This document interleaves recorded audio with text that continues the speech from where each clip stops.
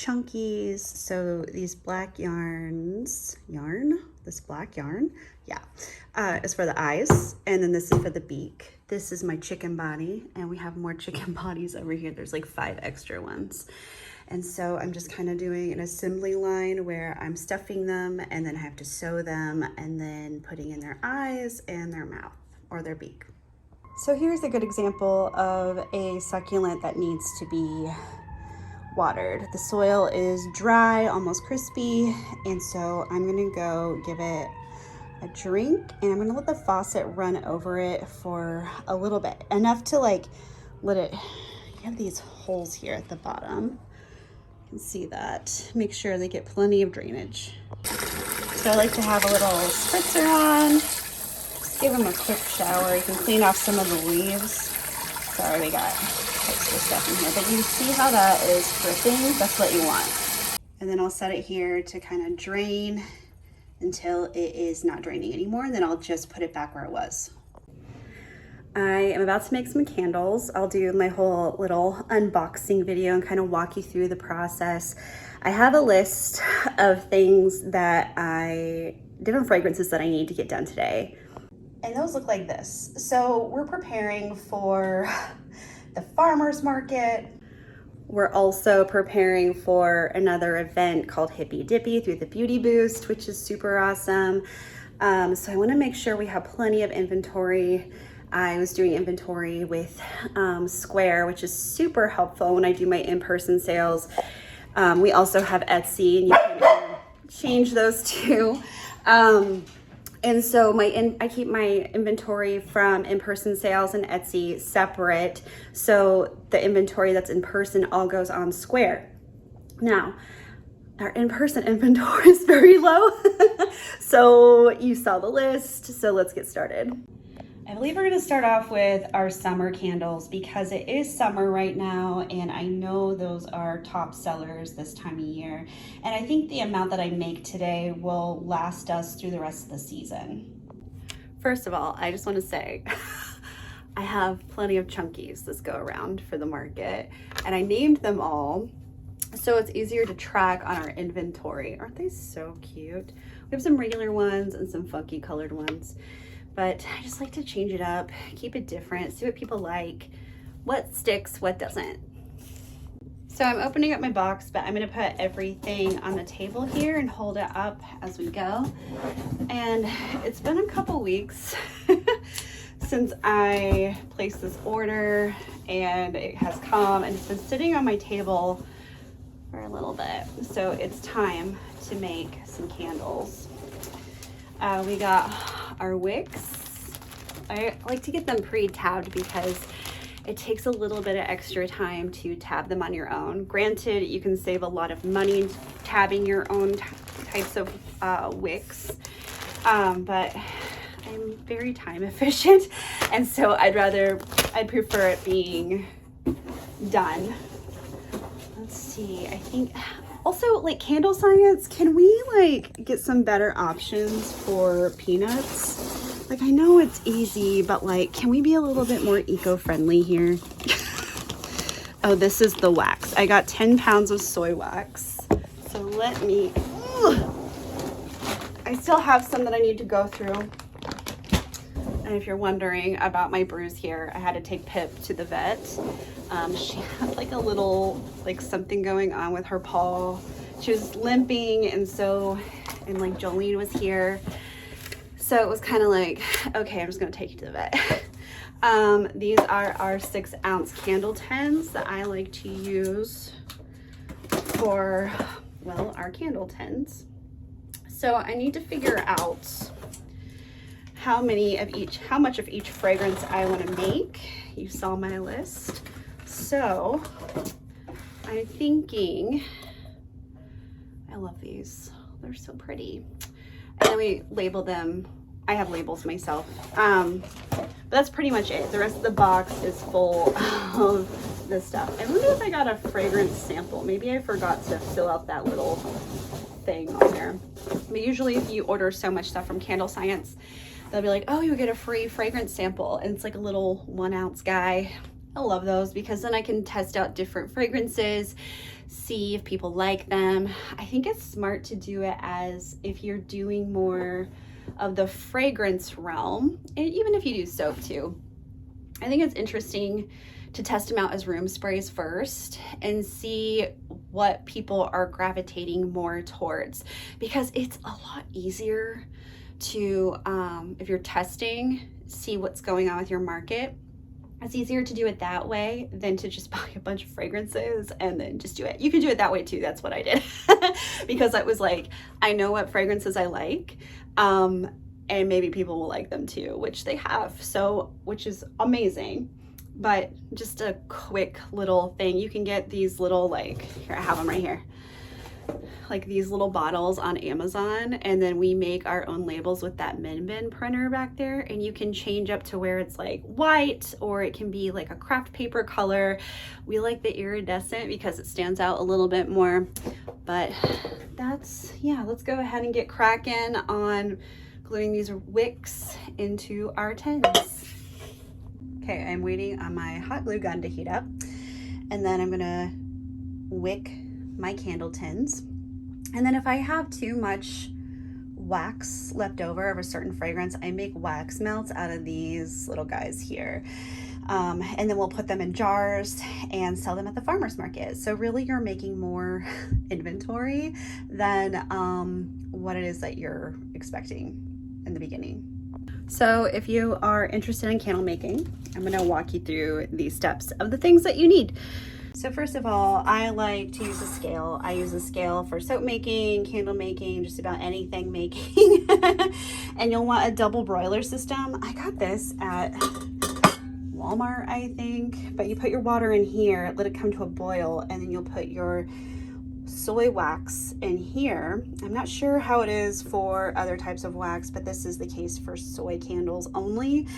I haven't really worked with any other types of candles because I feel like soy is more of like a healthier ingestion when it comes to burning things in your home. But that's just my 2 cents. And then you're gonna want pictures. So when I do, like I'm getting ready to make some summer candles. So I will not put the fragrance in the double boiler. This is only for soy wax, unfragranced only, because I want to be able to use as much soy as possible as it's melted, and then I'll pour in how much I need. Well, for these 3 candles, I might do it for spring candles too. We're double batching here. But before I even, if I'm gonna put in the fragrance, I'll pour it in here or in here so I have room to mix it up. I stir it for like 2 minutes, and then these will be tabbed or wicked, and then I'll just pour them in one at a time until they're filled up to about that line right there. I also found out that you can get these tins on Amazon, which I'm kind of like, oh man, but still, I digress. That is basically how you do it. You'll need some kind of, you'll need a wick, which I love these little wicks. What are they? The E16, the Eco 16 6-inch wicks. And then I will do like some 464. I think that's what this is. I keep my soy wax in like, let's see, Golden Brands 464. Yeah. I'll keep it in a plastic bag inside of this because it does get messy when you dish it out when you're weighing it. So I'm gonna do some quick math really quick and let you know when we're ready to melt. Also, something else that's really helpful are these wax holders. They just fit after you tab your wicks. You'll just put it here. Ooh, sorry about that. Oh my gosh. You'll just put it on the top there and you can just thread your wick through there.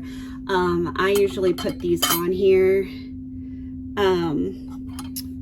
when like right before I'm about to pour. So I'll tab I'll wicks the candles or the 10s because they're not candles yet, and then put these on. You'll see in the video.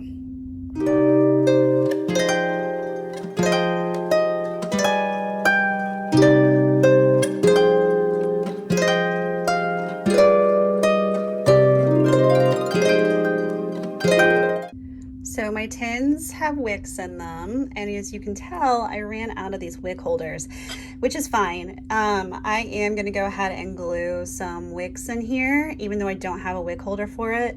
The old school way how I used to do it was I would take like 2 pens that I wouldn't use and like put them on either side of the wick, and it would hold it in place for it long enough to cure. Next, I'm going to measure out my soy wax. So I know that these tins hold 4.8 ounces of wax in them because I have tested it. I just filled it with water and then like subtracted the weight of the tin from the actual water weight. So since I'm going to be making only 3 of these summer candles and it's so close to the end of the season, plus I only have like 2 ounces of fragrance. What I like to, I use the rule of thumb of like 3 ounces of fragrance per 1 pound of wax.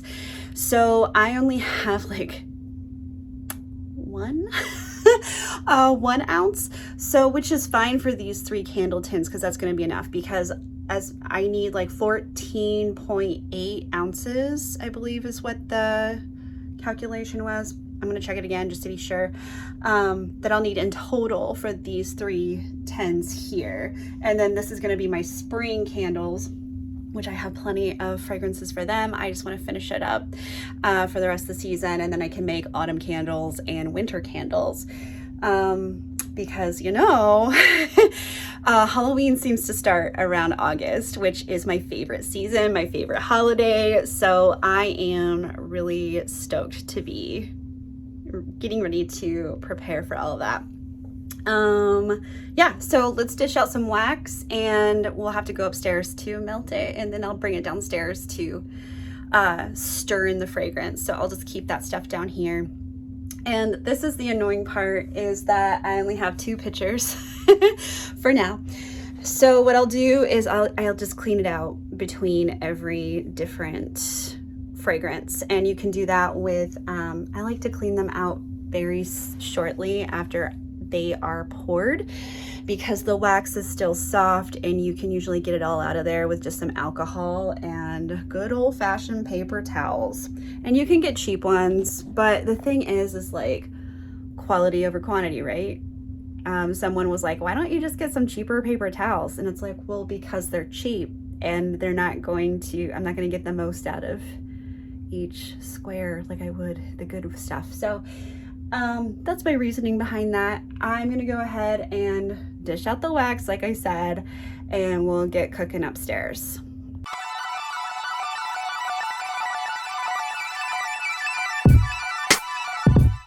I broke my little pitcher thing that I dish out my soy wax with. Got too heavy, little cheap plastic. So this is what it looks like before. Let me just turn this around. This is what it looks like before it's melted. It's like this flaky, like,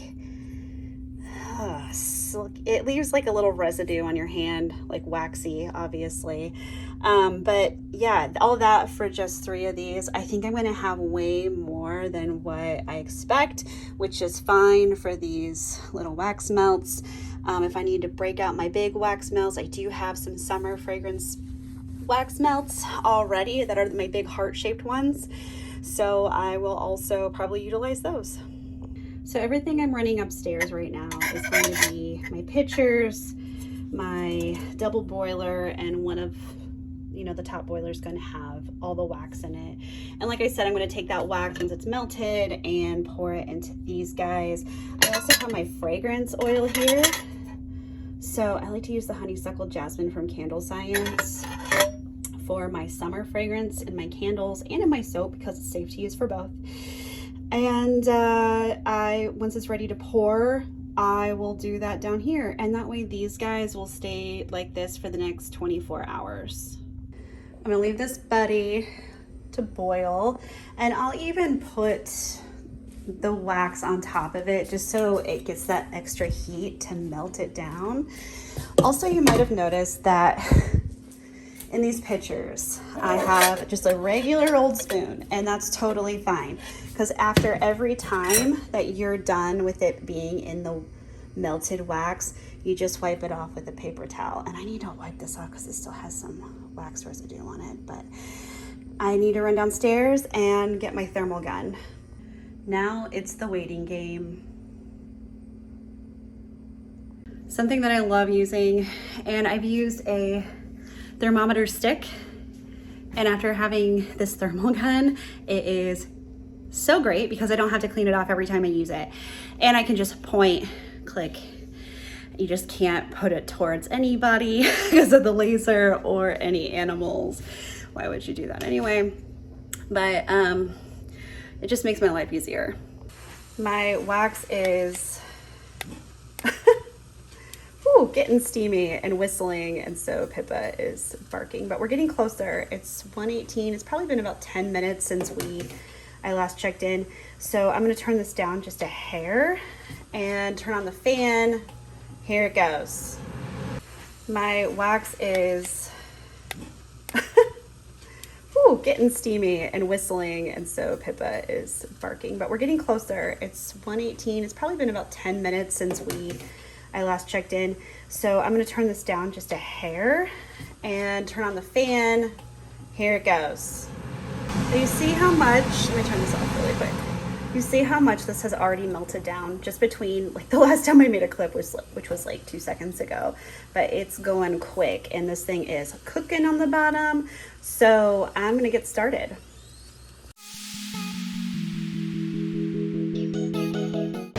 So, let me turn this off. You saw me just pour it in, the wax in my little pitcher here. I like for my wax to cool down to at least 130 degrees before I put in the fragrance oil. And also the water that the pouring out on the back of the double broiler, you probably noticed that it was water, not wax. But I still like to clean up everything in an orderly fashion. So right now what I'm gonna do is let's check on this thing. Let's see, we're at 167 right now. So I'm gonna check back in about 5 minutes. It'll probably look a little bit more cloudy than this. This looks really clear right now. You can kind of see here how some of it has already cured, but I just want it to cool down a lot more. So I'll set a timer for about 10 minutes and come and check it, stir it, see where we're at. See how cloudy, see how cloudy that is? That means it's cooling down. We are at 142. Here's the thing with this thing, the thermometer gun, is that as soon as you turn it on, it has the same temperature as it would the last time you did a reading. So we're at 142 right now. I'm gonna go ahead and give this a little swirl just to break up some of the stuff that has cured already, to make sure it stays in that liquid form. But those guys, I'm just gonna leave them because they're a lost cause. It always trips me out because there's like this white portion of my burner right here, and I'm like, what is that? I can't get it out, it's not going. So welcome to my life. Okay, we are at the temperature that I want to be at right now. So I'm going to go ahead and put in my oil here, which is for our summer fragrance, and I'm just going to pour it in the whole freaking thing because we use less than a pound of wax. I'm so used to it being in soap terms. And then I'm going to set a timer for 2 minutes and just keep stirring, and we're just going to hang out for a little bit. So let's see, this is essentially it. Like, candle making doesn't take that much to get started. Like, if you have around $100 and you want to invest it in like experiment with candles, if you want to give candles as a gift starting out, you can do that too. There are tons of books out there, tons of resources, YouTube, that can help you with that. My favorite YouTube people are, I think they're Memory Box Candle. I've watched a couple of their stuff. You can also use us as a resource. But you know, mine's very like, this is how I'm doing it, da da da da da. And that's how I learn the easiest, is by watching other people do it. The first time I made candles, I was like, Okay, double broiler, check. Water in the bottom, wax on top. How much wax do I use? And I was following a book and it worked out. And I had a previous business. So I'm a photographer. It's my full-time job. Right now I am helping other photographers with their businesses, which is super rewarding and really awesome. And if you are one of my students, like, drop something in the comments, because I would love it if you guys are in here so you can see what my life is like. But before I really got into my photography business, I was making candles just for fun, just to see if I could do it. And I started making more and more. And, like, of course, your first person that you test this out on is your mom or a parent, whoever, or a mentor, someone you look up to and you're like, how do you like it? If it's like baller, then it's like, okay, well, Mom, I know that you're not going to lie to me, but still, it's still your mom. She's a little biased. But I tried it out. Oh, we are done. But I tried it out with a couple of my other friends. They really liked the fragrances. And I was like, you know, maybe I can make this into just like a little side hustle. And it was really fun.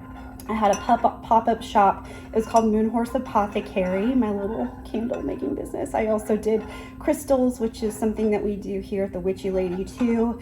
I'm gonna make a video. We have a crystal show coming up next week that I will take you with me on, and those are really exciting because you get to see these really rare crystals that you don't normally get to see, and I need to re-up on our stock anyway.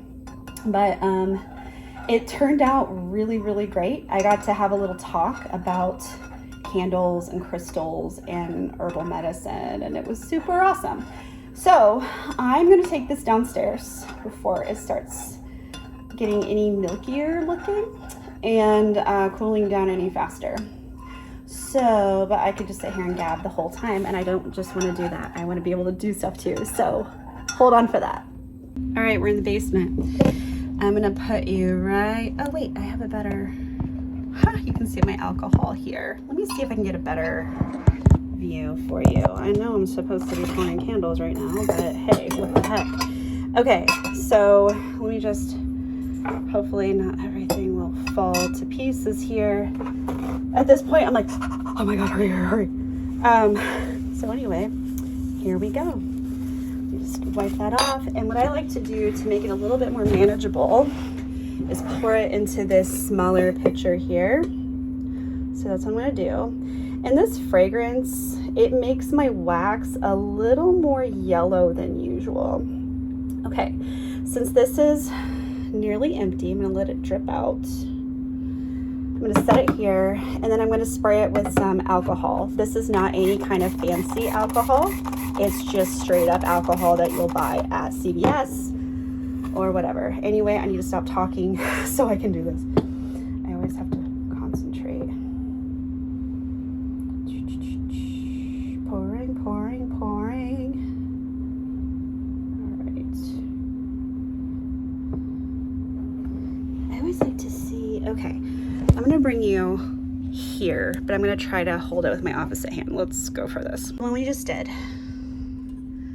Oh, this one, sorry if my screen is a little weird.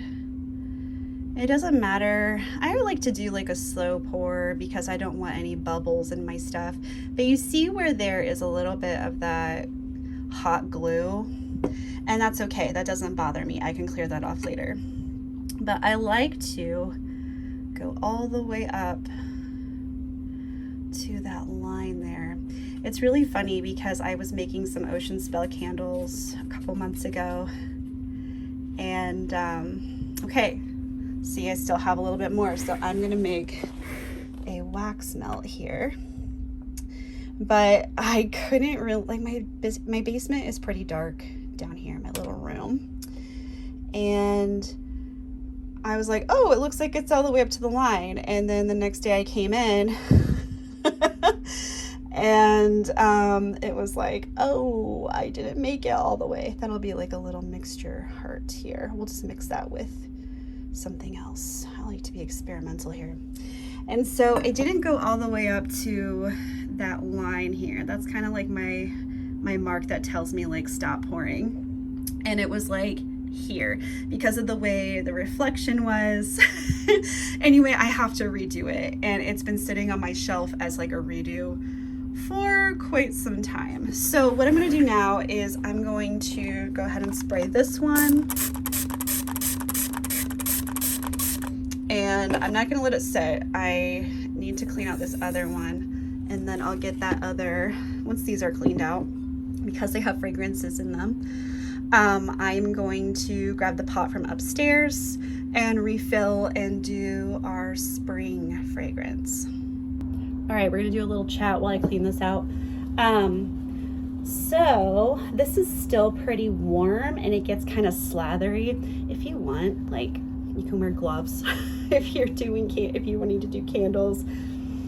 Because it gets, I mean, it makes your skin soft, but it's soy wax, like good for candles, but soy is good for you anyway. So contrary to popular belief, not that I am like a, you know, a professional, like a doctor or anything, it's healthier for you than what you realize. So I like to do this in between. I don't have to hurry up and buy another pitcher. Probably should.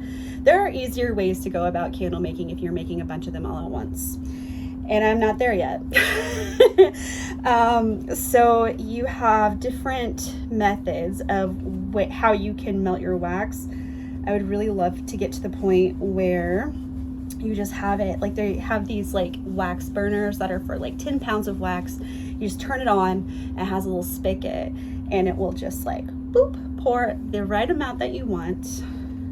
It's just ready to go. You don't have to sit here. Like the only thing you probably have to wait on is for it to cool down a little bit.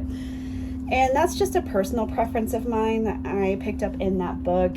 Of course, things are going to be different depending on what oils you use. This is something that has worked for me a lot in the past, and I'm a huge fan of the if it ain't broke, don't fix it. So I think this one's good. I'm just gonna spritz it one more time. And also, like, the alcohol spritzing too helps gets rid of more than just the melted wax in here, so it doesn't solidify. It also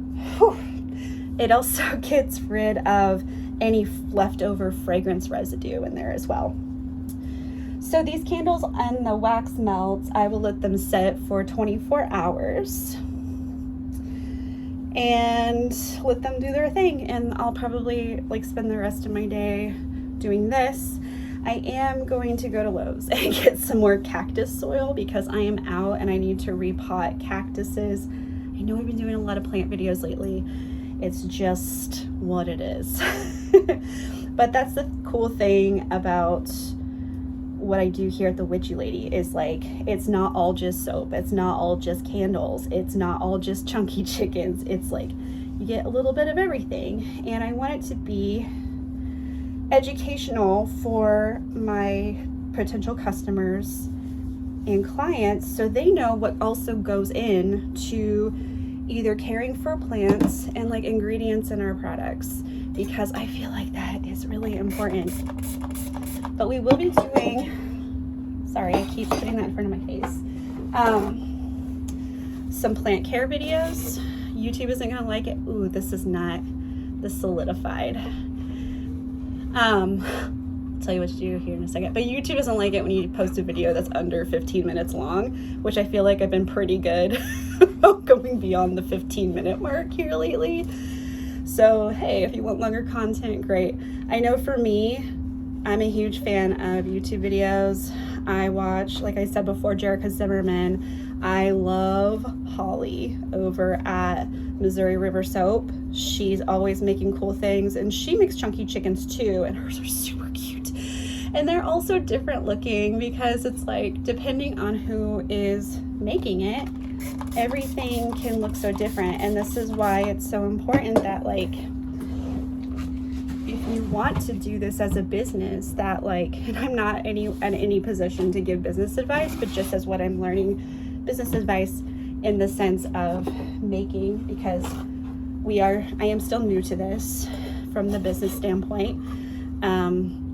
I can nail a photography business, but I'm still in the process of this. So, but you know, I also, as a photographer, learn a lot from the newbie people too, because it's like, oh yeah, I forgot what that was like to be in the very beginning, and what you have to keep in mind, and also like just being open to anything that anyone has to say. Of course, like check your resources and everything if you ever second guess something, but I just feel like it's very important in the beginning of any kind of business venture that like you're just open. Not to say that like you have to take everyone's advice. Just like keep what resonates and like don't pay attention to the stuff that doesn't. So this is a problem right now. You see how thick that is?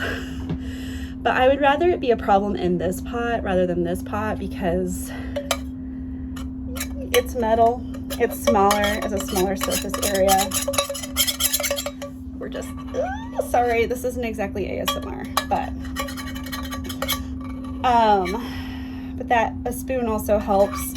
And then any leftover stuff, it takes some time, you know? But anyway, where was I going? I was on a tangent there about businessy things and being also a lover of YouTube. I learned everything except for my photo business. I learned a lot of stuff on YouTube, especially when it came to making like crocheting again. And just, it's always good to like, yeah, you can follow a book for directions and you have like that baseline knowledge, but it's all the cool thing about being in a handmade business and like being your own boss. Okay, I ran out of memory on my phone. This is what happens when you go on a 6-minute rant. And I finally cleaned my picture and offloaded some of my clips that I've already recorded for this video. But what I was saying was, this is what the beauty is about being in business for yourself.